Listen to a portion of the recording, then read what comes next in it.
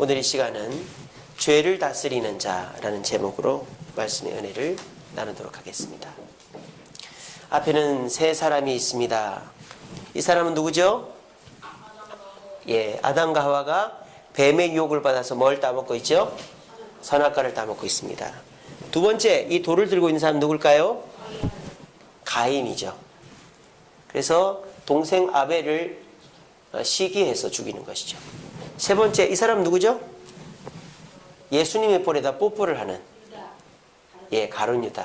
아마 예수님께 뽀뽀한 유일한 사람이 아닐까 싶은데, 가룟 유다. 그래서 예수님이 누군지 군병들이 잘 모르니까 밤이 어두워서 가룟 유다가 가서 선생님 하면서 인사 삼아 뽀뽀를 해서 예수님이라는 것을 가르쳐줘서 예수님 잡히게 하는 가룟 유다입니다. 이 아담과 하와, 가인, 가룟 유다의 공통점이 있습니다. 뭘까요? 네, 맞습니다.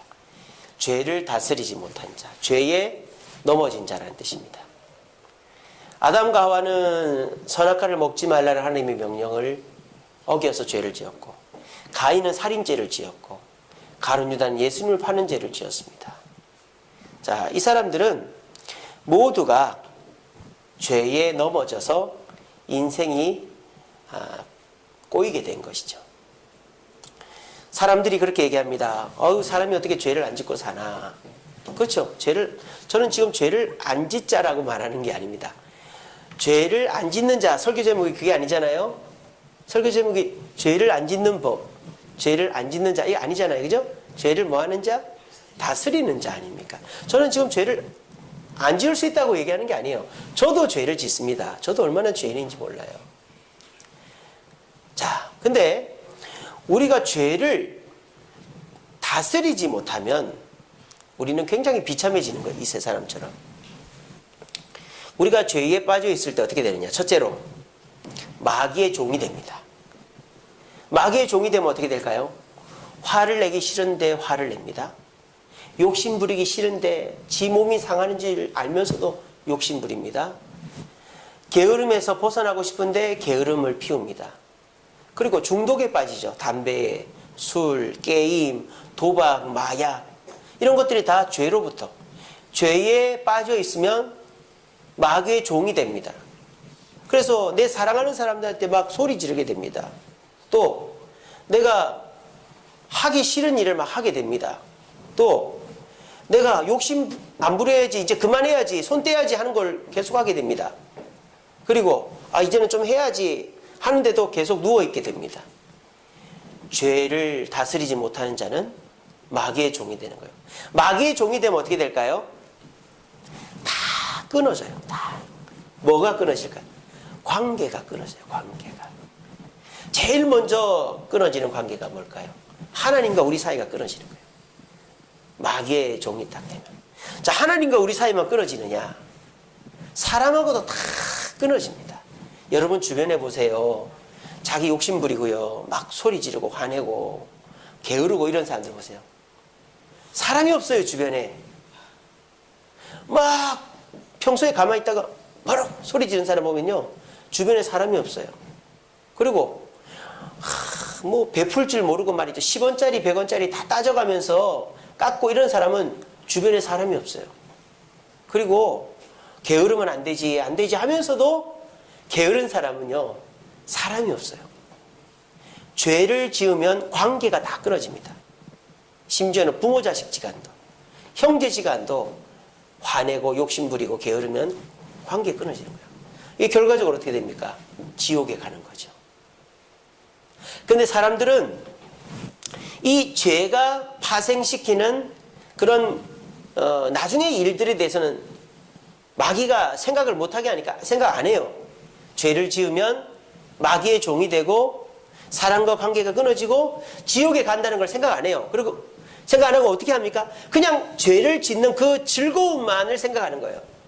그리고 내가 이 즐거움이 없으면 못 산다고 생각하는 거예요. 내가 기분이 나쁘면 소리를 질러야 되고, 내가 뭘 갖고 싶으면 가져야 되고, 내가 피곤하면 누워 있어야지. 당장 그때만을 생각하는 것이죠. 마귀가 그렇게 그때만을, 이건 먹고 싶으면 먹어야 되고, 하고 싶으면 해야 되고, 쉬고 싶으면 쉬어야 되고. 그런데 그렇게 자기 자신을 죄로부터 다스리지 못하면 결국은 그 다음 뒷감당을 못하게 된다는 것입니다. 그래서 이 세 사람은 당장에 자기 감정, 자기 욕심을 부리다가 인생이 말로가 비참해진 거예요. 아담과 하와 어떻습니까? 이게 뭐라고? 성경에 보면 선악과가 뭐 최고로 맛있다 이런 말도 없어요. 먹음직도 하고 보암직도 했다 그랬어요. 뭐 최고로 맛있다 이런 말도 아니고 이 선악과보다 훨씬 달고 맛있고 화려한 것들도 있는데 하나님처럼 된다라는 그 마귀의 유혹 앞에 넘어가 버린 거예요. 그리고 이 가인은 어떻습니까? 자기 분노를 조절 못한 거예요. 자기 동생이 자기보다 하나님과 가까워지는 것을 못 보는 거죠. 그 분노를 이기지 못해 사람을 죽이면 벌을 받는다는 걸 알면서도 그 분노에 사로잡혀서 마귀의 종이 돼서 죽인 거예요. 가룟 유다는 어떻습니까? 돈 욕심이라서 좀 더 구체적으로 말하면 예수님이 자기가 기대하는 메시아, 로마를 물리치는 메시아가 아니기 때문에 이 예수님에 대한 뭐랄까요? 허탈감 또는 이 예수님이 너무 기대 이하이기 때문에 예수님을 팔아넘기는 이 자기의 감정과 자기의 욕심을 제어하지 못해서 죄에 빠지게 되었고 그 죄로 아담과 하와는 아담은 평생 노동을 해야 되고 하와는 애기 낳는 죄를 애기 낳는 벌을 받게 됐죠. 그 가인은 어떻습니까? 가인은 제가 애를 넷이나 받아봤기 때문에 여보 막 이렇게 하잖아요. 이 가인은 어떻게 됩니까? 하나님이 벌을 주죠. 평생 돌아다니는 사람이 되라. 그리고 이 가인은 어떻게 됩니까? 불신자의 대명사가 되죠. 불신자. 하나님을 대항하는 자 하면 가인. 가룟 유다는 어떻습니까? 예수님을 팔고 나중에 아차 싶어가지고 돈을 그 유대인들에게 돌려주고는 목매에 죽었는데 어떻게 됩니까? 줄이 끊어져 가지고 떨어졌는데 하필이면 뾰족한 바위에 떨어져서 배가 갈라져 가지고 창자가 쏟아져서 죽었다 그랬어요. 얼마나 비참합니까 이 사람들이. 왜 그렇다? 죄를 다스리지 못했기 때문이다. 죄를 안 지어야 된다 이 말이 아니에요. 죄를 절대 안 지어야 된다 이 말이 아니고 죄를 짓더라도 이 죄를 다스리지 못한 자의 결말이 이렇다라는 거예요. 근데 정작 이 사람들은 이 죄를 지을 당시에는 자기가 죄를 짓는다는 걸 알까요 모를까요? 모르는 거죠. 이게 죄라는 걸 모르는 거예요. 그리고 이 사람들은 내가 죄인이다라는 생각 자체가 없는 것입니다. 그러니까 이건 죄가 아니고 나는 죄인이 아니니까 해도 된다. 거기서부터 출발해서 죄를 짓고 나중 가서 후회하게 되는 것입니다. 그래서 죄를 짓는 사람들의 3단계가 있어요. 첫 번째는요. 죄를 짓는 사람들의 특징이 있습니다. 죄를 안 지으려고 노력해요. 여러분 주변에서 보시면요. 죄를 많이 짓는 사람일수록 겉으로는 뭐라 하는지 압니까? 나는 법 없이 더 살 사람이다 그럽니다. 주변에 보면 그런 사람 있을까? 나는 오늘도 내가 화가 이만큼 올라왔는데 참았다고 막 그러고요. 내가 저거 가지고 싶었는데 참았다 그러고. 죄를 짓는 사람들은요. 끊임없이 자기 자신에게 나는 죄를 안 짓는 사람이다라는 최면을 거는 거예요. 그래서 내가 죄인이라는 생각을 안 하려고 하는 거예요. 면죄부죠. 내가 죄를 하나 지으면 하나 죄를 안 지었다. 그러므로 나는 한 번 지은 죄에 대해서 용서받았다. 이런 면죄부 생각을 하고 있는 거예요. 근데 아무리 자기가 죄를 안 지으려고 노력을 해도 어떻게 됩니까? 죄를 안 지을 수 있습니까? 사람은 죄를 짓게 돼 있어요. 그러면 자기가 죄를 안 짓는다. 나는 죄 안 지어. 이런 사람은 엄청 절망하는 거예요. 내가 또 이런 죄를 지었구나. 나는 어쩔 수 없나 봐. 막 이러면서 엄청 절망하는 거예요. 그러면서 어떻게 합니까? 또 자신을 막 채찍질합니다. 이제는 절대 이런 죄를 지으면 안 돼. 나는 절대 이제 거짓말하지 않겠어. 나는 절대 이제 욕심 부리지 않겠어. 나는 절대 이제 담배도 안 피고 술도 안 먹고 마약도 안 하고 도박도 안 할 거야. 그러다가 이렇게 하는 거지. 이렇게 안 할 거야 하다가 또 이렇게 하는 거예요. 내 노력으로 되는 게 없다 이 말이에요. 그러니까 뭐 죄를 짓는 사람, 중독된 사람은 자기 노력만 하는 거예요. 내가 죄를 안 지어야지. 안 지어다가 또 지으면 절망하고, 또 안 지어야지 안 지어야 또 죄 지으면 절망하고, 이러다가 결국 어떻게 되느냐, 합리화, 타협을 하게 되는. 그래, 이것까지는 괜찮다, 요까지는 괜찮다. 자, 뭐 성경에 술 먹는 게 죄는 라고 돼 있지는 않으니까 그냥 내가 취하지 않을 정도만 먹자, 뭐 이런 식으로. 내가 담배를 도저히 못 끊겠으니까 내가 참 사람들 안 볼 때만 한 번씩 피자. 내가 노름을 절대 못 끊겠으니까 내가 명절 때 그냥 점 100원짜리만 치자, 뭐 이런다든지 막 그런 식으로 타협을 하는 거예요. 근데 이 타협이라는 게 내가 기준을 정해놨기 때문에 그 기준이 자꾸 무너지는 거예요. 그래서 결국은 완전히 걷잡을 수 없게 되는 것이죠. 이게 뭡니까? 죄를 다스리지 못하는 자가 밟아가는 수순이다라는 겁니다. 제가 누누이 말씀드립니다만 오늘 여기서 우리 죄 짓지 말자라는 게 아닙니다. 오해하지 마십시오. 우리는 죄를 안 지을 수 있다, 뭐 그런 얘기 하는 게 아니에요. 죄를 다스리는 법에 대해서 얘기하는 겁니다.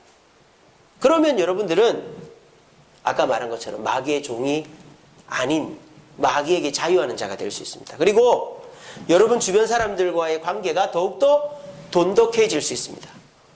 설사 누군가가 여러분들 미워하고 누군가가 여러분들 해코지하고 음해할지라도 죄에서부터 자유한 사람은 절대 사람을 안 미워하게 돼요. 그럼 어떻게 될까요?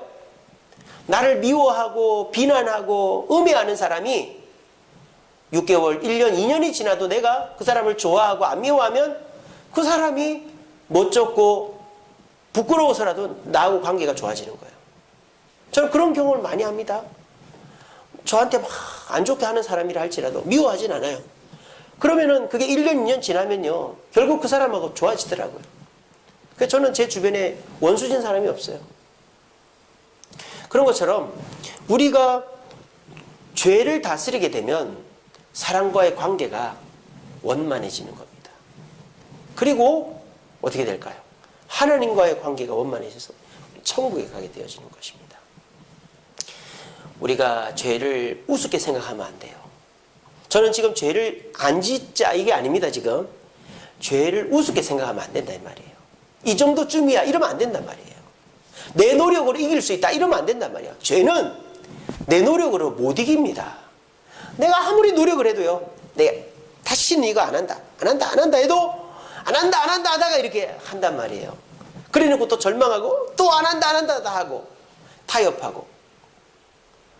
죄는 절대 우습게 보면 안 돼요. 그리고 죄는 절대 내가 해결할 수 없다 이 생각을 해야 됩니다. 그래서 오늘 저는 여러분들이 어떻게 하면은 마귀로부터 자유하고 사랑과의 관계가 다 원만하고 욕심도 부리지 않고 화도 내지 않고 게으름도 부리지 않고, 마귀가 야 너 화내, 근데 내가 왜 화내야 되는데, 야 너 저거 갖고 싶지 가져, 난 저거 안 갖고 싶은데, 야 너 피곤하잖아 누워있어, 아니야 나 이거 해야 돼. 마귀가 저와 여러분들한테 막 이렇게 저렇게 유혹하고 우리를 넘어뜨리게 하려고 하는 그 사사건건 우리는 이기게 되는 거예요. 어떻게 하면? 죄를 다스리게 되면. 그래서 오늘은 우리가 어떻게 하면 죄를 다스리게 되는가에 대해서 제가 은혜 받은 말씀을 같이 나누고자 합니다. 그래서 오늘 이 자리에 모이신 분들은 우리 다 죄인입니다. 저도 죄 짓습니다. 하지만 저는 죄를 다스리려고 노력을 하고 있습니다. 죄를 다스리게 되면 아까 말씀드린 것처럼 마귀가 저를 못 건드려요. 마귀가 어느 사람을 통해서 어떤 어려움을 통해서 저를 막 건드는 게 느껴져요. 그 사람을 안 미워하게 돼요. 마귀가 저 사람을 통해서 나를 건드리는구나. 저건 마귀의 역사야. 또 어떤 어려운 일이 딱 생겨요. 그러면 이거 마귀가 이거를 통해서 나를 시험 들게 하는구나. 딱 느낀단 말이에요. 이게 뭡니까?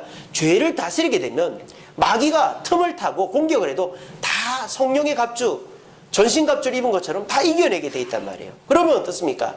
우리는 자유하게 되고 기뻐하게 되고 만족스러운 삶을 사는 거예요. 혹시 여러분들이 이 방법처럼 내 힘으로 죄를 안 지으려고 막 노력하다가 죄 짓고 절망하고 또 노력하다가 절망하다 결국은 타협해버리는 이런 틈바구니 속에서 죄 때문에 괴로워하시는 분 계시다면 오늘 이 시간 이 말씀 잘 들으시고 이대로 실천하셔서 우리 모두 죄를 다스림으로 그 죄에서부터 자유하고 기쁨과 평안의 삶을 살아갈 수 있는 저와 여러분 되기를 간절히 바랍니다. 자, 우리 잘 들어봅시다. 네, 물을 한 잔 마시고 죄는 어떻게 다스려지는가? 아까 제가 말씀드렸죠. 죄를 짓는 사람은 자기가 모른다 그랬어요. 뭘 모를까요? 내가 죄인이라는 것을 모른다 이 말이에요. 내가 죄인임을 모르는 사람은 죄를 짓습니다. 그래서 우리가 죄를 다스리려면 첫 번째로 우리가 알아야 될 것은 인정을 해야 돼요. 뭐를 인정해야 됩니까? 내가 뭐다? 죄인이다. 오늘 바울이 뭐라 그럽니까? 24절에 보면 오호라 나는 공고한 사람이로다. 이 사망의 몸에서 누가 나를 건져내랴. 여러분 바울이 어떤 사람입니까? 결혼도 안 하고 하나님을 섬기는 하나님의 사도 아닙니까? 죽을 뻔하게 매를 맞고 파손당하고 결혼도 안 하고 막 그 죽을 고생을 한 사람이 죄를 지을 시간이 어디 있겠어요. 근데 자기 자신을 뭐한 사람이다? 나는 곤고한 사람이다. 곤고가 뭐예요? 고통이 고나다. 고통이 엄청 많다. 왜? 사망의 몸 안에 있기 때문에. 죄의 몸 안에 있기 때문에.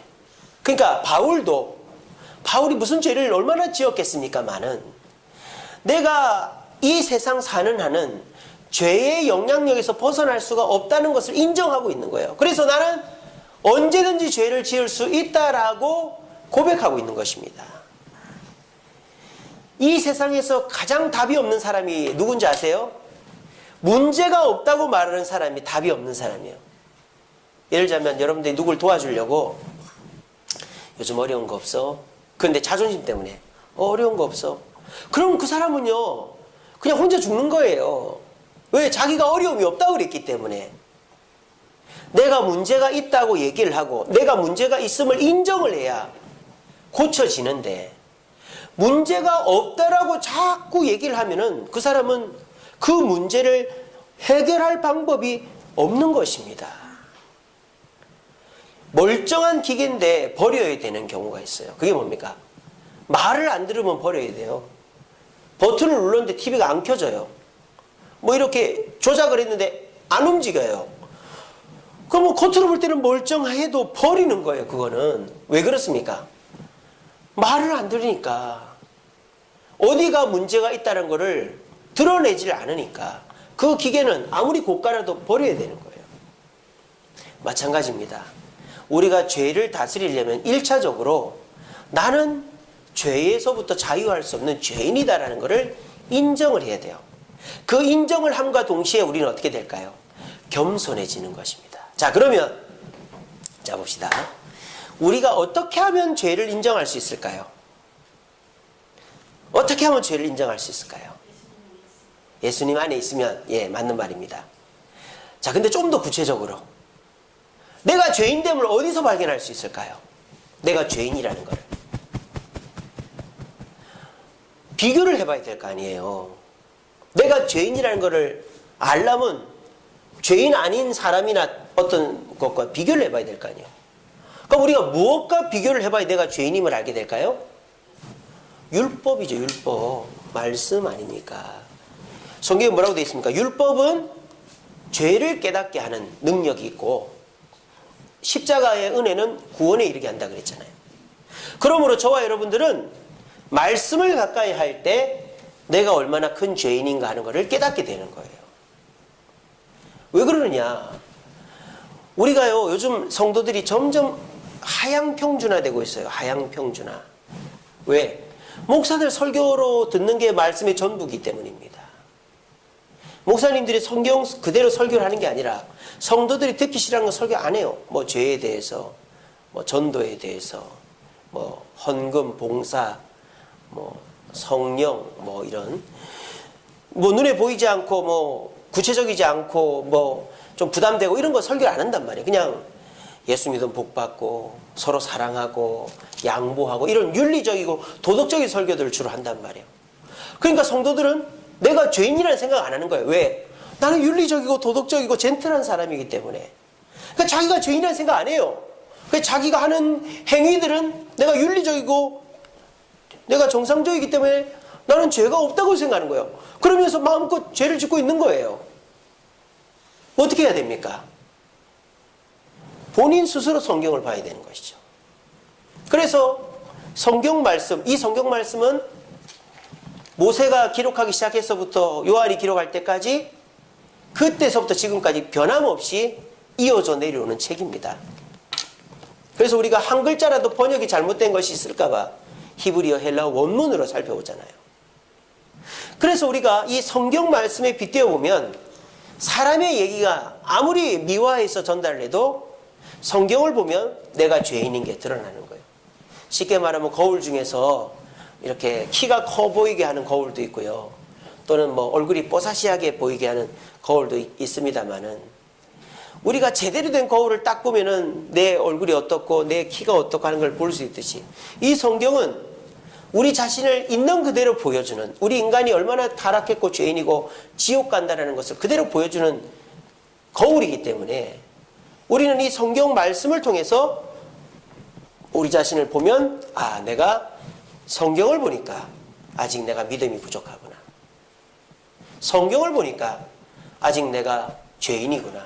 성경을 보니까 아직 내가 열정이 부족하구나. 이런 것들을 느끼게 되는 것입니다. 저와 여러분들이 이 성경 말씀을 꾸준히 읽어나갈 때 우리는 고개가 숙여지는 것이죠. 고개가 숙여지면서 내가 죄됨을 인정하고 겸손해지는 것. 이것이 죄를 다스리는 첫 번째 단계입니다. 죄인일수록 어떨까요? 고개가 빳빳한 거예요. 내가 나다. 나는 잘못이 없다. 그 가을 들판도 그렇지 않습니까? 뭐 가라지하고 알곡가 같이 자랄 때는 모르는데 이제 다 자라고 나면 가을이 되면 어떻습니까? 알곡들은 다 고개를 숙이고 있는데 가라지는 빳빳이 들고 있잖아요. 나를 뽑아가시오 이렇게 하고 들고 있지 않습니까? 똑같은 거예요. 내가 말씀에 빗대어서 죄인이다라는 걸 인정하는 자는 겸손해지게 돼 있어요. 그런데 내가 여전히 죄인이 아니다. 나는 다른 사람들이 비교해서 다른 성도들에 비교해서 나는 어느 정도 괜찮다 생각하는, 목사님 설교를 들어보니까 나는 괜찮은 사람이네 생각하는 사람은 고개가 빳빳한 거죠. 왜? 내가 죄인이 아니니까. 그렇게 되면 어떻게 될까요? 마귀의 지배를 받게 되고 자기 감정대로, 자기 욕심대로, 자기 게으름대로 하다가 사랑관계가 끊어지고 주여 주여만 하다 지옥 가는 사람이 되는 거예요. 우리가 첫 번째 중요한 것은 뭡니까? 말씀을 가까이 하면서 우리가 죄인됨을 깨달아야 된다 라는 걸 꼭 기억하시고, 여러분들이 교회에서 설교 듣는 것만 가지고는 안 됩니다. 개인적으로 성경을 읽어야 됩니다. 한 장이 됐든 두 장이 됐든. 성경을요 다 공부하고 외우면 좋죠. 하지만 그렇게 하라는 게 아닙니다. 한 장이라도 읽는 거예요. 제가 어제 지난 주일날 성경을 뭐라 그랬죠? ID 카드라 그랬죠. 출입증. 성경을 딱 들고 보는 그 순간 성령과 내가 접속이 된다. 여러분들이 한 절이라도 한 장이라도 성경을 딱 들고 읽을 때 성령이 우리 마음속에 임재하게 되고 내 자신을 보게 만들고 내가 지었던 죄를 떠올리게 만들고 겸손하게 만드는 것입니다. 이것이 죄를 다스리는 첫 번째 단계입니다. 여러분 이걸 꼭 기억하시고요. 이렇게 해보십시오. 첫째로 성경을 하루에 한 장이라도 규칙적으로 시간을 정해놓고 읽어가면서 내 자신을 돌아보십시오. 그러면 내가 죄인됨이 자꾸 보일 겁니다. 그럼 어떻게 될까요? 바울과 같은 고백을 하는 거예요. 오호라 나는 공고한 사람이로다. 이 사망의 몸에서 나를 누가 건져내겠냐. 이 바울과 같은 고백이 나오는 겁니다. 우리 모두 말씀을 가까이 함으로 내가 죄인이라는 것을 인정하고 겸손해져서 죄를 다스리게 되는 저와 여러분 되기를 간절히 바랍니다. 두 번째, 죄를 다스리는 것은 어떻게 해야 되느냐. 우리는 방법을 자꾸 얘기합니다. 방법을. 그래서 죄를 안 지으려면은 뭐 나쁜 장소 안 가야 되고 예배 잘 드려야 되고 뭐 이거 안 해야 되고 저거 해야 되고 뭐 이런 식으로 얘기합니다. 그런데 정작 중요한 건 뭔지 아세요? 죄를 다스리는 가장 중요한 것은 방법이 아니라 위치입니다. 위치. 자, 그게 어디 나오느냐? 8장 1절 말씀입니다. 8장 1절에 뭐라고 되어 있습니까? 그러므로 이제 그리스도 예수 어디에? 안에 있는 자에게는 결코 뭐가 없다? 죄가 없다라고 되어 있습니까? 결코 죄가 없나니 이렇게 되어 있습니까? 그럼 구원파가 됩니다. 구원파는 어떻습니까? 몇 월 며칠 날 구원 얻었으니까 이제 죄를 지어도 내 죄는 그게 죄가 아니다. 그게 구원파예요. 지금 그 박진영인가 그 사람 빠져있는. 그러니까 구원파는 깨달음의 종교죠. 은혜를 받아서 하니까 내가 깨달아서 되는 거예요. 그러니까 예수 그리스도 안에 있는 자는 결코 죄가 없다. 이러면 구원파가 되는 거예요. 우리는 여기서 죄가 없다고 말하지 않습니다. 그죠? 여기서는 뭐가 없다고 그러는 거예요? 정죄가 뭐죠? 너는 죄인이야 라고 야단치는 게 없어진다 이 말이에요. 아시겠죠? 자, 이게 무슨 차이가 있을까요? 내가 죄인인 거하고 죄가 없어지는 거하고 정죄받지 않는 거하고 무슨 차이가 있을까요? 여러분 보세요. 죄가 없어야 정죄를 안 받을 거 아닙니까? 그죠? 내가 죄가 없어야 내가 죄를 지었으면 누가 와서 야, 너 이거 네가 했지? 잘못했네. 너 이거 빨리 고쳐놔. 정죄받는 거죠. 죄 지었다 야단 맞는 거죠. 야, 너 이거 네가 이렇게 했지? 너 이거 빨리 고쳐. 정죄받는 거죠. 그죠? 정죄는 죄가 없어야 안 받아요. 원칙적으로 말하면. 근데 지금 여기서 정죄가 없다는 것은 그런 정죄가 아니죠. 어떤 정죄를 말해요? 어떻게 하면 정죄를 안 받는단 말입니까? 예수님 안에 있습니다. 쉽게 말하면 이런 거예요. 내가 막 여기 다 부수해놨어요. 근데 그 뒤에 우리 아버지가 딱 서 있어요. 그래서 누가 와서 우리 아들 야단치려고 그래요. 그러면 이거 제가 책임지겠습니다. 놔두십시오. 또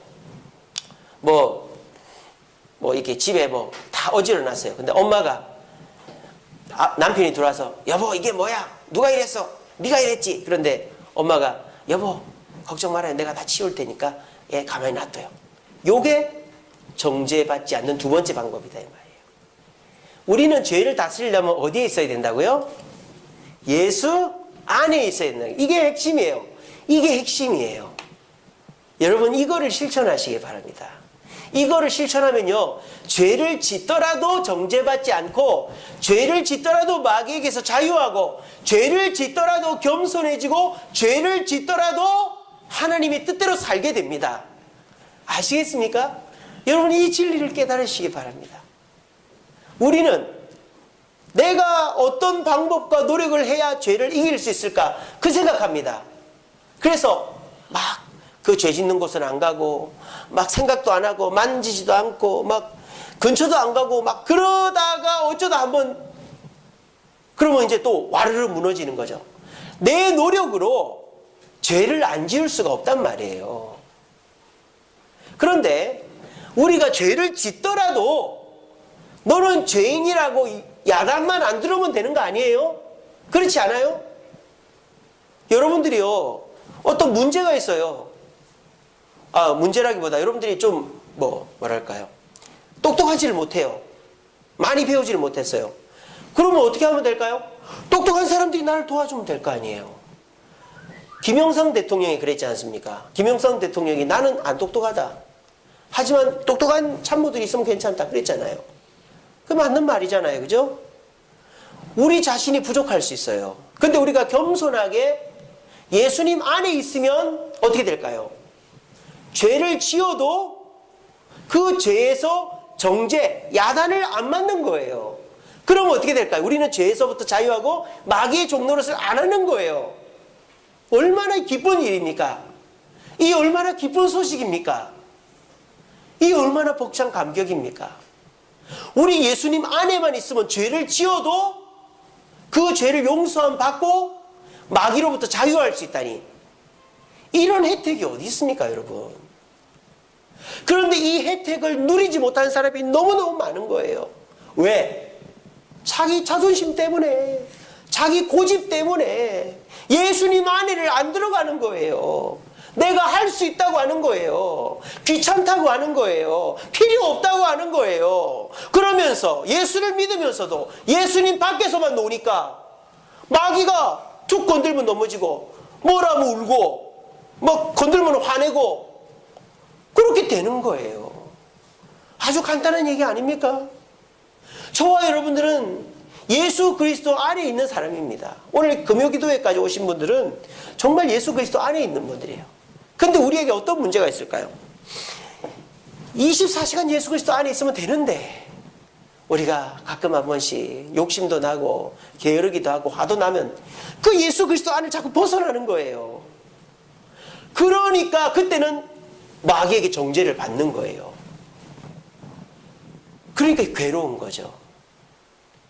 그러니까 저와 여러분들이 아예 그냥 예수 그리스도 안에만 있으면 우리는 죄를 지어도 그 죄에서부터 회개하면 자유하게 되고, 우리 주님은요 여러분들 죄 지었다고 종아리 걷어 오늘 열대만 맞자 그러는 분이 아닙니다. 오해하지 마세요. 우리 부모님과 같은 분이 아닙니다. 우리 예수님은 이미 여러분들을 다 용서한 분이라니까요. 여러분들 연애할 때 생각해 보세요. 여자친구가 방구만 뽕 껴도 아유 소리도 좋다 이러지. 냄새. 결혼해가지고 나중에 애 한 둘셋 낳고 붕 끼면은 어디서 방구를 끼고 지야 막 이러잖아요. 근데 여자친구 남자친구 때는 어떻습니까? 방구 끼는 것도 이쁘고 코딱지 휘비는 것도 이쁘고 머리 안 감고 냄새 나는 것도 향기롭고 뭐 그런 거 아니겠습니까? 지금 예수님과 우리 사이가 그렇단 말이에요. 우리가 어떤 죄를 짓더라도 우리 예수님 우리를 사랑하는 마음이 없어지지 않는다고요. 우리 부모님들이나 우리 친구들처럼 예수님을 생각하지 마세요. 우리 부모님들은 우리가 잘하면은 저런다 하지만은 못하면 야단치잖아요. 화내잖아요. 우리 하나님은 그렇지 않다니까요. 우리 하나님은요 여러분들이 죄를 지으면 하나님의 사랑이 뭐 쭉쭉쭉쭉쭉 내려가가지고 이제 한계선 내려가면 뭐 때리고 이러는 분이 아니에요. 하나님은 여러분들을 always, anytime, anywhere 항상 어디서든지 사랑하는 분이다 이 말이에요. 아시겠죠? 그 믿음을 가지고 주님 안에만 있으면 우리는 마귀가 못 건든다 이 말이에요. 그러면 우리는 마귀에게 자유하게 되고 사랑과의 관계가 회복되고 하나님과의 관계가 회복돼 천국 백성으로 행복하게 사는 거예요.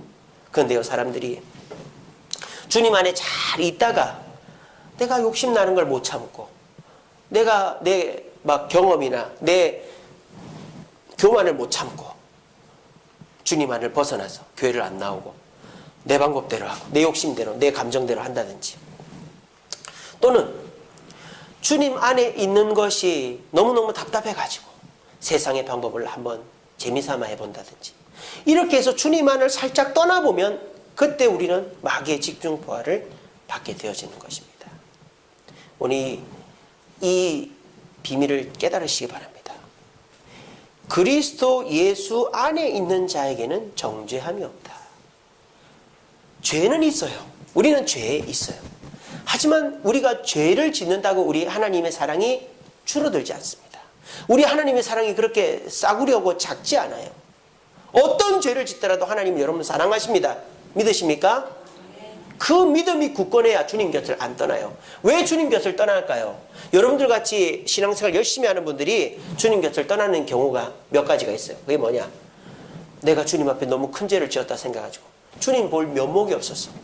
몇 주 교회를 빠지고 막 자기를 주체 못하는 분들이 계세요. 그런 생각하지 마세요. 우리 하나님의 사랑이 여러분들의 죄 한두 가지로 흔들릴 사랑이면 예수님을 왜 보냅니까? 왜 보냅니까? 절대 그러지 않습니다. 우리 하나님의 사랑은 그렇게 싸구려가 아니에요. 절대 여러분들이 어떻게 한다고 없어지고 그러는 거 아니에요. 그러니까 우리는 하나님 안에 있으면 죄를 짓더라도 겸손하게 회개하면 그 죄가 용서 안 받고 마귀가 그 죄를 못 본다 이 말이에요. 그럼 우리는 마귀에게 자유한다 이 말이에요. 이것이 죄를 다스린 자가 반드시 지켜야 될 방법입니다. 자, 그럼 여기서 한 가지 중요한 질문. 우리가 어떻게 하면 주님 안에 항상 있을 수 있을까요? 어떻게 하면? 제가 전에도 그런 말씀드린 적이 있습니다만은 우리 권사님들, 우리 나이 드신 여자 성도님들이 보면은 어디 가다 넘어지면 어떻게 합니까? 아이고 아버지 이러는 분들이 계시거든요. 아이고 주여. 저는 그게 비결이라고 생각합니다. 순간순간 주님을 부르는 자, 항상 주님 생각을 하는 자, 항상 주님과 접속이 되어 있는 자, 그 사람은 항상 주님 안에 있는 사람입니다. 그러면 됩니다. 조금 더 좁게 말하면 예배를 충실히 하는 자가 되겠죠. 수요기도, 금요기도, 새벽기도, 주일 예배. 예배를 사모하는 자가 주님 안에 있는 자입니다. 그리고 조금 더 넓게 보면 항상 주님을 기억하며 기도하는 그 자가 주님 안에 있는 자. 그러면요, 주님 안에 있는 자는 어떻게 될까요? 내가 가끔 욕심이 나고 게으르고 또 감정을 못 이겨서 화를 내고 해서 죄를 지을 수 있어요. 그럴 때 어떻게 합니까? 아이고 주여, 내가 또 죄 지었네요. 주님 용서해 주세요. 뻔뻔스러워져야 돼요. 그럴 때는. 주님 용서해 주세요. 어떡합니까? 내가 죄인인데. 그래도 저 사랑하시는 거 맞죠? 그러면 돼요. 그러면 우리 집이 이거 저 뻔뻔스러운 것 같으니라고. 안 그럽니다. 그래, 내 너 사랑한다. 네가 죄를 100개를 지어봐라. 내가 용서 안 하나. 그렇게 하시는 거예요. 그러면 우리는 주님 안에 있으니까 마귀가 이거 저놈 죄 지었네. 이제 튀어나오겠네. 이거 안 튀어나오네. 아유, 내가 튀어나와야 저놈 어떻게 하는데. 그래 되는 거예요. 여러분, 이건 정말 제가 체험하고 느끼고 있는 것입니다. 한번 실험을 해보세요. 일부러라도 죄 한번 지어보고 용서 한번 받아보시죠. 하나님 진짜 벌 안 합니다. 그리고 그 죄 지었다고 뭐 괴로워지고 이런 거 없습니다. 우리 모두 죄를 다스리기 위해서 죄를 없애려고 하지 마시고 주님 안에 있으려고, 기도로 주님 안에 있으려고 애를 쓰시는, 예배생활, 기도생활에 최선을 다하시는 저와 여러분 되기를 간절히 바랍니다. 마지막 세 번째로 죄를 다스리려면 어떻게 해야 되느냐? 이제 은혜가 필요하죠. 은혜가. 법이 필요해요. 법이. 근데 오늘 두 가지 법이 나와요. 2절에 보면 우리에게 정죄함이 없다 그랬어요. 자, 죄를 지으면 정죄를 받아야 되는데 세상에 어떻게 정죄함이 없냐? 법이 다른 거예요. 법이 다른 거예요. 2절에 보시면 두 가지 법이 나오죠. 이는 그리스도 예수 안에 있는 생명의 성령의 법. 생명의 성령의 법이라는 법이 있어요. 법이 죄와 사망의 법에서 너를 해방하였다라고 되어 있습니다. 그러니까 두 가지 법이 있는 것이죠. 지금 첫 번째 법은 죄와 사망의 법이에요. 이 죄와 사망의 법은 하나님 안, 예수님 안에 있어도 정죄를 받는 거예요. 왜? 죄와 사망의 법이기 때문에. 그래서 제사장들도 어떻게 합니까? 하나님의 성소, 지성소에 들어갈 때는 발에다 끈을 묶고 들어가잖아요. 왜? 내가 혹시라도 하나님 앞에 용서함 받지 못한 죄가 있으면 죽으니까. 하나님을 만나러 가는 사람들도, 구약의 제사장들도 자기 죄가 눈곱만큼이라도 있으면 죽어요. 그게 뭡니까? 죄와 사망의 법입니다. 만약 우리가 그런 시대를 살고 있다면 죄를 다스릴 수가 없어요. 우리는 율법적으로 살아야 되는 거예요. 죄 지으면 비둘기 바치고, 죄 지으면 염소 바치고, 바칠 거 없으면 곡식이라도 바치고, 막 그런 불편한 생활을 할 수밖에 없는 거예요. 그런데 또 다른 법이 생겼다 이 말입니다. 특별법이 생겼다 이 말입니다. 그게 무슨 법입니까? 생명의 성령의 법이다. 이걸 다른 말로 뭐다? 은혜라고 하는 거예요. 은혜. 죄와 사망의 법은 율법이고 생명의 성령의 법은 은혜라는 것입니다. 이 은혜라는 것은 뭡니까? 이미 소급해서 다 용서해 주는 거예요. 쉽게 말하면 이런 겁니다. 우리가 어떤 착한 일을 해야 돈을 주는 것은 율법입니다. 일을 하거나 선행을 해서 돈을 받는 건 율법입니다. 근데 그런 거에 상관없이 어떤 기준만 되면 돈을 주는 것은 은혜인 것이죠. 복지국가가 그런 거 아닙니까? 몇 살 이상 되면 노령연금 조건에 없이 나오고, 또 몇 살 밑으로는 아동수당이 나오고 근로장려금이 나오고 뭐 이런 식으로 어떤 기준만 넘으면 상관없이 그 돈을 주는 이런 제도가 이제 있잖아요. 그죠? 그것과 비슷한 것이 우리가 받는 은혜다라는 것입니다. 저와 여러분들은 예수 그리스도를 믿는 그것이 얼마나 소중한 일이냐. 이 세상 어떤 복지, 이 세상 어떤 수당, 이 세상 어떤 이런 돈보다도 더 지속적이고 많고 대단한 수당과 복과 은혜를 받는 것이 바로 예수 그리스도의 은혜다라는 것입니다. 그래서 저와 여러분들 그걸 깨닫고 그 은혜 안에 있으면 어떻게 될까요? 우리는 죄를 지어도 그 죄에 흔들리지 않는 거예요. 사람이 기분이 좋으면 어떻습니까? 조금 어려운 일이 생기고 조금 문제가 생겨도 대수롭지 않잖아요. 근데 사람이 기분이 안 좋으면 어떻습니까? 조금만 어려워도 짜증내고 막 인상 쓰고 막 그러지 않습니까? 마찬가지입니다. 저와 여러분들이 내가 죽을 때까지 써도 남는 돈을 갖고 있다고 생각을 해보세요. 얼마나 마음이 편안해집니까? 그죠? 그런 마음을 가지시라고요. 우리가 죽을 때까지 죄를 지어도 용서받을 수 있는 은혜를 받았다고 생각을 해보세요. 그럼 우리가 죄에 대해서 두려워하지 않게 되죠. 죄를 지어도 두려워하지 않게 되죠. 그리고 죄를 지으면 그 은혜 앞에 얘기만 하면 되니까 죄를 지어도 그 죄를 없애주시는 은행에 가는 거예요. 예수 은혜 은행에 가는 거예요. 여러분들이 죄를 지었어요. 그래서 예수 은혜 은행에 가서 성령님께 기도합니다. 성령님, 내가 이런 죄를 지었는데 이 죄를 용서해 주실 수 없을까요? 그럼 그 은행에 묻지도 않고 따지도 않고 묻지도 않고 따지도 않고 덥석 주는 거예요. 그 용서받는 거예요. 이게 뭡니까? 은혜다라는 것입니다. 그 은혜를 믿는 자, 죄를 다스리게 되는 것입니다.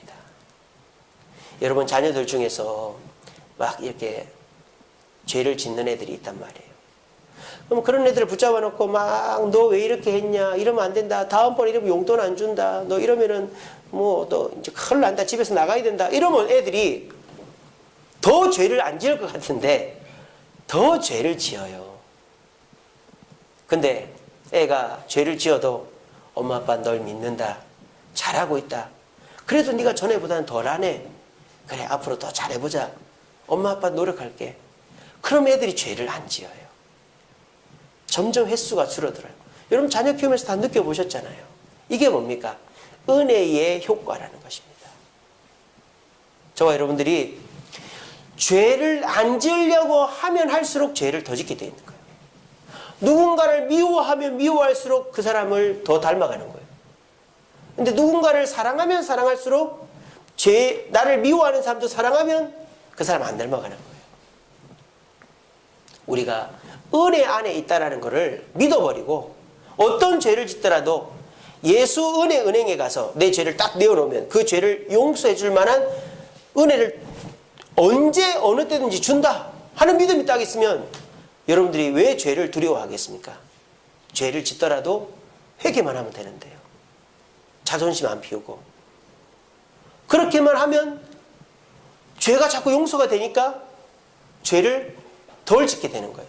그리고 주님이 은혜를 줄 때 내가 죄를 100 지었다. 그러면 그 용서할 수 있는 100만 딱 주는 게 아니라 만을 주는 거예요. 내가 죄를 지어서 은혜 100개만 주세요 하는데 여기 있다 하고 은혜를 10,000개를 주는 거예요. 내가 죄를 지었는데 은혜를 더 주는 거예요. 아이고 이게 뭡니까? 아 그냥 가져갔어. 그러면은 그 은혜가 고마워서라도 죄를 안 짓는 거죠. 이게 뭡니까? 은혜 안에 거하는 자, 생명의 성령의 법 안에 거하는 자는 그 은혜 때문에라도 죄가 더 이상 눈에 안 보이는 거예요. 자녀들이요, 왜 게임에 빠집니까? 왜 자녀들이 엉뚱한 일에 빠집니까? 거기에 그것밖에 자기에게 만족이 없기 때문이에요. 게임이나 남자친구 여자친구나 뭐 술이나 뭐 놀러 다니는 거나 왜 그런 데 빠지느냐? 그거밖에 자기를 만족시켜줘. 왜 친구에 빠지냐? 친구가 내 얘기를 제일 잘 들어주니까 그런 거예요. 근데 내 자녀들이 그거 말고도 만족을 누릴 수 있는 무언가가 있다면 가족에게서 또 교회에서 내가 뭔가 노력해서 성취한다면 이런 내가 그거 외에서 뭔가 얻을 수 있다면 점점 그 횟수는 줄어드는 것이죠. 그래서 게임에 빠져있던 애도 게임이 아니라 다른 것에 취미가 붙으면 그거 안 하는 거예요. 어거지로 하지 마라 하면은 더 하고 싶은 거죠. 이것이 뭡니까? 그레이스 이펙트, 은혜 효과라는 것입니다. 우리 모두가 은혜 가운데 있을 때 죄를 이기게 됩니다. 우리 모두 이 은혜, 예수 은혜 은행에 가서 언제든지 24시간, 은행은 오후 4시만 되면 4시 반만 되면 문 닫고 주말에 문 닫고 가면은 없어요. 주일날에는 돈 넣으러 가면 1,000원짜리는 들어가지도 않아요. ATM 기계에서. 10,000원짜리만 들어갑니다. 그런 은행이지만 우리 예수 은혜은행은 24시간 새벽 2시에도 내가 죄를 짓고 나면 주님 잘못했습니다 하면은 내가 100이라는 죄를 지면 만이라는 은혜를 줘버리는 거예요. 그러니까 이 은혜가 감격스러워서라도 그 죄를 다시는 안 지으려고 애를 쓰는 거예요. 우리 모두가 은혜 가운데 강하여짐으로 죄를 다스리고 죄에서 자유할 수 있는 저와 여러분 되기를 간절히 바랍니다. 말씀을 맺겠습니다. 같이 읽어봅시다. 시작. 여호와는 의인을 감찰하시고 악인과 폭력을 좋아하는 자를 마음에 미워하시도다. 자, 보세요. 여호와는 의인을 감찰하신다 그랬습니다. 감찰이라는 게 뭡니까? 돌본다라는 것이죠. 지켜보는 것뿐만 아니라 돌봐주는 거예요. 우리는요, 하나님을 어떻게 생각하느냐? 심판자로 생각해요. 잘못하면 잘라버리고, 야단치고 잘라버리고. 우리 하나님은 그런 분이 아니에요. 우리 하나님은요, 어떻게 하든지 여러분들을 잘 되게 해주시려고 하는 분이에요. 우리나라는 운동선수들이요, 다치면 방출됩니다. 근데 왜 미국 메이저리그만 봐도요, 다치면 어떻게 하든지 수술하고 고쳐가지고 다시 재활해가지고 나오게 해요. 우리나라 그 유현진이라는 뚱뚱한 야구선수가 다쳐가지고 한 2년을 넘게 못 나왔거든요. 근데 그 LA 구단에서 열심히 재활시켜주고 해가지고 지금 그 LA 그 다저스에서 투수 중에서 방어율이 제일 낮아요. 그러니까 안타를 제일 점수를 제일 적게 내주는 거예요. 그게 다 뭡니까? 그 사람이 잘 되게끔 돌봐주기 때문입니다. 하나님은 저와 여러분들을 심판하는 사람이에요. 여러분들은 지옥 안 갑니다. 우리 심판받지만 우리는 지옥 가는 심판이 아니라 멸류관 받는 심판 받는 거예요. 우리 하나님은 여러분들 야단치는 분이 아니에요. 우리 하나님은 여러분들을 잘 되게 해주시는 분입니다. 근데 하나님은 누구만 감찰하신다? 의인만 감찰하신다. 의인은 어떤 사람입니까? 죄를 안 짓는 사람입니까? 이 세상에 죄 안 짓는 사람이 누가 있습니까? 의인이 누굽니까? 주 예수를 부르는 자가 의인인 것입니다. 주 예수를 부르는 자, 주님 곁에 거하는 자, 내가 죄인임을 고백하는 자, 그 자가 의인인 것입니다. 그럼 우리 하나님은 그 의인을 끝까지 책임지시는 것입니다. 그렇게 하면 저와 여러분들은 죄를 다스리게 되는 것입니다. 죄에 더 이상, 마귀에게 더 이상 휘둘리지 않게 되는 것입니다. 죄는 결코 이길 수 없습니다. 내 노력으로 이길 수 없고, 죄는 결코 내가 물리칠 수 없는 것입니다. 죄를 100% 안 짓는다? 이거는 있을 수 없는 얘기입니다. 오늘 본문에서도 예수 안에 있으면 죄가 없다고 말하지 않잖아요. 정죄가 없다고 그랬지. 여러분, 죄는 절대 그렇게 쉬운 게 아니에요. 내가 이길 수 있는 게 아니에요. 죄는 인정해야 됩니다. 내가 죄인이라는 것을. 그리고 말씀 속에서 내가 죄인됨을 발견하고 고개를 숙여야 됩니다. 그리고 우리는 끊임없이 주님 곁에만 머물려고 해야 됩니다. 예배, 기도 가운데서 예수 안에 있을 때 죄를 지어도 정죄를 받지 않는 거죠. 우리 주님이 뒤에서 얘 야단치지만 내가 책임지니까, 얘 야단치면 안 돼, 내가 다 책임지는 거 알지? 그리고 우리 정죄를 마귀한테 안 받는 거예요. 그리고 우리가 죄를 지을 때마다 예수 은혜 은행에 나가는 거예요. 100개 죄를 지어서 주님이 100개 죄를 지었는데, 아 그래 괜찮아, 10,000개 은혜를 주는 거예요. 그럼 우리가 죄를 다스리게 되는 것이죠. 그럴 때 저와 여러분들은 죄와는 상관없이 마귀가 여러분들한테 야 너 버럭 소리 좀 질러봐. 내가 왜 소리 질러? 나 저 사람들 안 미워하는데. 야 너 이거 갖고 싶잖아, 욕심 좀 부려봐. 아 나 저거 안 갖고 싶은데 주님 주시는 거로 만족하는데. 야 너 피곤하잖아, 누워있어. 아니야 나 피곤하지만 그래도 주님의 일 해야 돼. 그렇게 되는 거예요. 마귀한테 아니야 라고 하게 되는 거예요. 그리고 사람들이 여러분 곁을 떠나가지 않고 자꾸 사람들이 여러분 곁으로 오는 거예요. 왜? 안 미워하고 욕심 부리지 않고 잘해주니까 사람들이 안 떠나는 거죠. 그러면 결국은 하나님께 칭찬받고 멸류관 받는 것입니다. 이것이 죄를 다스리는 자가 누리는 축복이다. 이것은 여러분들은 거의 다 왔어요. 그걸 누릴 수 있어요. 뭐만 하면 주님 곁에만 머물면, 주님 안에만 있으면, 내 욕심 때문에 또는 내가 죄 지었다고 주님 부끄러워가지고 자꾸 주님 곁에서 떠나지 마시고 예배 시간마다 몸이 피곤하시고 힘들어도 예배 나오시고 평소에 말씀 읽고 기도하시고, 그러면 우리는 마귀가 절대 건들 수 없는 사람이 됩니다. 우리 모두 죄를 다스리는 자 되어 기쁨 가운데서 만족스러운 신앙생활을 할 수 있는 저와 여러분 되기를 간절히 바랍니다. 우리 시간에 찬양한 거 하겠습니다. 불을 좀 꺼주십시오. 완전하신 나의 주 의의 길로 인도하소서. 행하신 모든 일 주님의 영광 다 경배합니다. 예배합니다. 찬양합니다. 주님만 날 다스리소서. 여러분, 죄는 내 노력으로 내 힘으로 이길 수가 없습니다.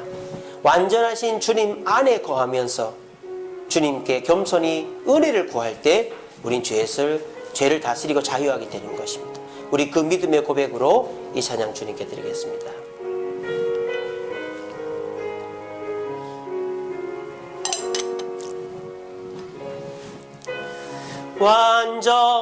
완전하신 나의 주 의의 길로 날 인도하소서.